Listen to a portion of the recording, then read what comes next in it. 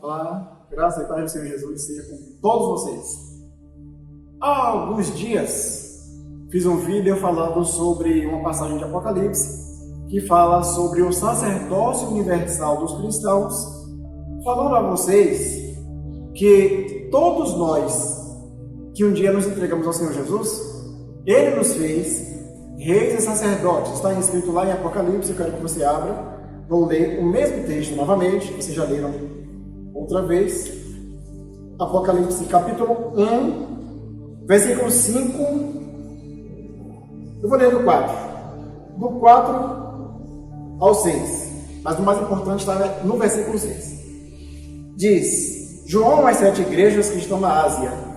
Graça e paz a vós outros, da parte daquele que era e que é de vir, de Deus, e da parte dos 7 Espíritos que estão diante do seu trono, e da parte de Jesus Cristo, que é a fiel testemunha, o primogênito dos mortos e o soberano dos reis da terra. Aquele que nos ama, a Jesus, em seu sangue nos lavou dos nossos pecados e nos fez reis e sacerdotes para o seu Deus e Pai. A Ele seja glória e poder para todo o sempre. Amém. Aquele que nos ama e em seu sangue nos libertou dos pecados, nos lavou dos nossos pecados e nos fez reis e sacerdotes para Deus. Jesus nos fez sacerdotes, como eu falei antes. Vou falar sobre o reino e mostrar que, na verdade, esse reino e esse sacerdócio que está aberto para todos os cristãos que fizeram uma aliança com Deus na pessoa de Jesus, esse reino e esse sacerdócio, ele não exige os paramentos de sacerdote para mostrar que somos sacerdotes. Da mesma forma, não precisamos de coroas e vestes luxuosas, reais, para mostrar ao mundo que somos reis. Na verdade, o sentido aqui é espiritual. Deus nos fez, já nesta vida, reis e sacerdotes. Como já falei sobre sacerdócio, eu não vou repetir aqui. Vim hoje, como eu tinha dito antes, falar sobre o reino. Como nós somos reis? Como Jesus nos fez reis? Sobre o que nós reinamos nesta terra? Eu quero que vocês abram em Romanos, capítulo 5, versículo 17. Nesse capítulo, só resumindo um pouco, o apóstolo Paulo ele fala sobre Adão e Cristo. Como veio a morte ao mundo desde a criação, a partir de Adão, por conta da sua desobediência. Aqui você vai ver uma linguagem chamada ofensa, aqui nesse capítulo. E como por conta de Adão, o pecado passou a todos os homens, porquanto todos pecaram. Então, como herança, digamos assim, nós recebemos essa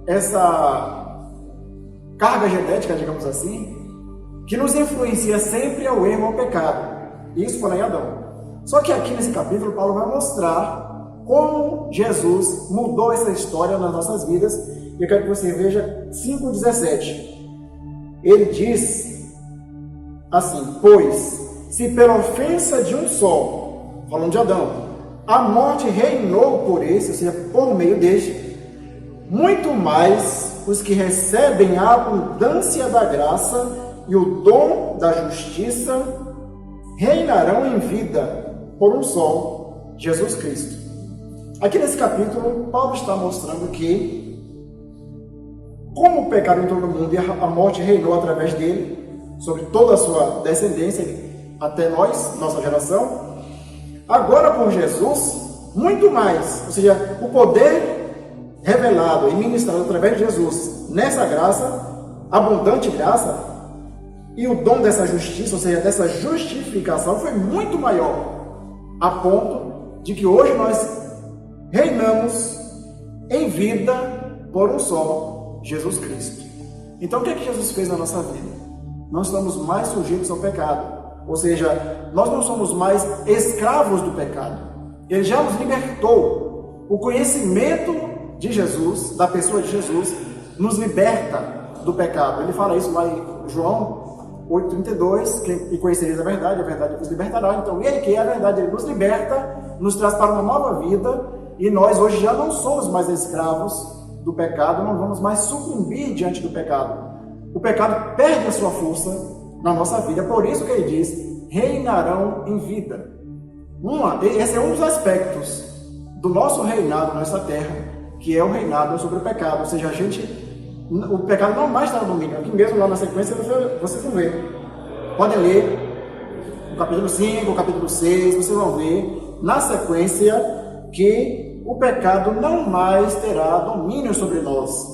Então o domínio do pecado ficou para trás. Da mesma forma, aquele que tinha domínio sobre esta esfera, digamos assim, Paulo fala em Efésios 2, eu até já falei sobre isso, sobre o príncipe das potestades do ar, que agora opera nos filhos da desobediência. Esse espírito, essa potestade do ar que agora opera nos filhos da desobediência, não opera mais na nossa vida. Ele não tem domínio sobre nós. O diabo não tem mais domínio sobre aquele que foi resgatado por Jesus. Então, o pecado não mais nos domina. A influência maligna que está nesse mundo, o diabo e seus anjos, isso não mais nos domina. Pelo contrário, Deus nos deu ferramentas, Deus deu armadura, e hoje nós aqui subjugamos as forças das trevas pelo poder do nome de Jesus. Então, só queria complementar o texto que eu li falando sobre o sacerdócio universal dos cristãos. Hoje nós reinamos com Cristo. Não precisamos de uma coroa, de cetro, mas a autoridade no nome de Jesus já nos foi dada. E só cabe a nós usar esse poder, usar essa autoridade que Ele nos deu e perceber essa condição que nós hoje vivemos.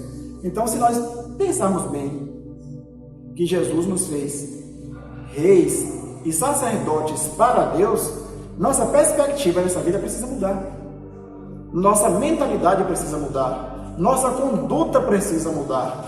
A maneira como nós vemos a vida precisa mudar. Se entendermos que fomos feitos para Deus, reis e sacerdotes nessa vida, para expressar a glória de Deus, para expressar o poder de Deus, para expressar a autoridade de Deus e, principalmente, expressar o caráter de Deus nessa terra, nessa vida.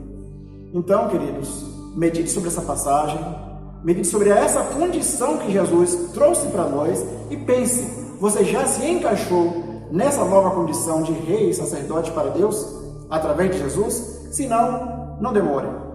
Faça a sua aliança, mas busque conhecê-lo. Porque se você conhecê-lo, vai ser difícil você fazer uma decisão. Então, primeiro, procure conhecê-lo.